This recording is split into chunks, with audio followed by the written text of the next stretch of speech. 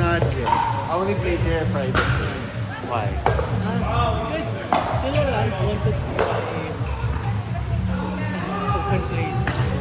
Okay. But you know that you can, if they're worried about like, if they're worried about like skill level, there are like different skill levels na indicate for each Yeah. open There place. is a beginner intermediate. Pala eh. Pero it's good.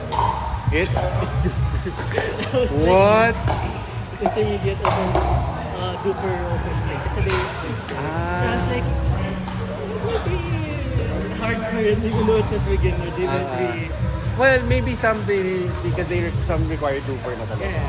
But you have duper. Yeah.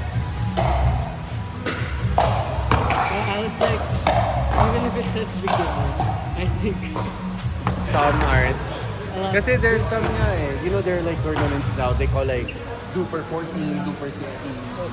It means that it's a team of like 4. And then 4 or 5. Sa ilan kayo. And then your collective duper cannot max. Like go over like 14. So that means like 3-5 plus 3-5. So 4 3-5 equals 14. But then some you'll have like a 3-7. And then you'll have a 3-3. Playing with you. I did. That's the fastest way for you to like up your duper or lower your duper. But then, kasi, you check, they're non-beginners, so intermediate. So it's like,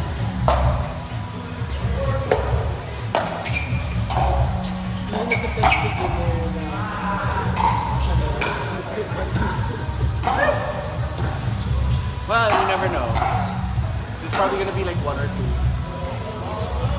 But for the most part, if they're watching it. Kasi when I played, like I played in Golden Top the other day. One says like duper is like 3.4. So I was like, oh okay, I'll get to play with them. And then when we got there, like beginner lang. Kasi kakagawa lang yun ng duper niya. mine also is like, I played more Yeah. than deeper. It was like a, tapos, because sa duper, after Because you think so much like good player or low player. low. No,